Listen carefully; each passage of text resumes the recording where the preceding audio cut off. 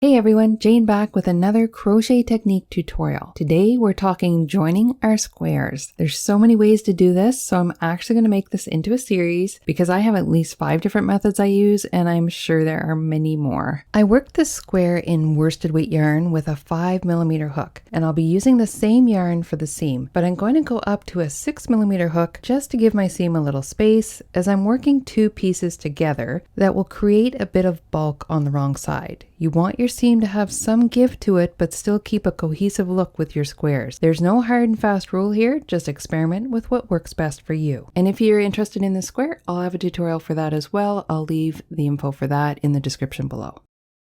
In this tutorial, we'll be using a simple single crochet working from the wrong side to join our 2 squares together. From the right side of your work, this one's pretty seamless, and on your wrong side, you'll have a very slight ridge. It's a great method for most projects. I like to use it for pillow covers or bags or anything I'm not worried about having a little extra texture on the wrong side of my project. So I'll be doing this in a different color so that you can see what I'm doing. Normally, if I was to do this seam, I would do it in the same color as the backgrounds that I have here. But of course, a different color can add something interesting to your design. So we'll start by putting a slip knot onto our hook. And then I'm going to take my 2 pieces and I'm going to put right sides together, lining up the edges that I'm going to do for my seam. So I will put them this way because that's the way I'm going to work on them. And I'm going to take my hook with its slip knot already on it, and I'm going to insert it into the first stitch or chain 2 space. So here I'm using a design that has a chain 2 space at the corner. So I'm going to line up those 2 chain 2 spaces. I insert my hook through both of them, and I'm going to create my first single crochet right here.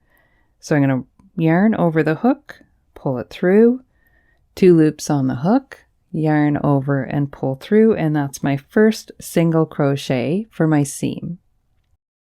So then I'm going to go into my next stitch on the first square that's closest to me, both loops. And then I'm going to go into the stitch that corresponds with it on the back square, both loops. So let's just zoom in and take a look at this. So you can see here how I have 2 loops from the first square and 2 loops from the back square. I'll put yarn over and I'll pull through both sets of loops.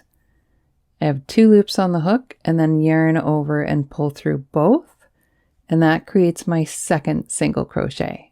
So now let's continue on, and matching stitch for stitch, I go under the next stitch on the edge of the front square and the corresponding one behind. Yarn over, pull up a loop, 2 loops on the hook, and finish off your single crochet. So you don't want to work this too tightly either, because you don't want your seam to pucker at all. So again, we're going to work our way across the square, working a single crochet into each of the stitches. This technique is so satisfying because it's really just working one more row of single crochet, but working through both squares. And if you really like crocheting and you don't like sewing, then this will become your go-to method. It's one of the quickest and easiest methods, and you can play around with using different colors to join as well. I'll share with you at the end of this tutorial some of my projects that I've used this method in. And then when I get to the opposite corner, I'm going to work into that last chain 2 space on each of the squares and make that a single crochet. And then I finish off that seam. So this is the wrong side. You can see there how it creates a ridge on the wrong side. But then when we flip it over, it creates a nice flat front. There's no ridge here, and because I did it in an opposite color, you can see where it goes. Now the other thing is I would join my squares into a strip, so I would join the next one here and keep going. And then I would join the strips together. So when you join the strips together, you're going to line up your edges of each strip. And when you get to this seam, what I do is I treat that square as one and this square as one. Now normally that'll work fine. If you're finding it pulls a little bit, you can treat this stitch as one as well. So that's just personal preference. And so here I have 4 squares put together.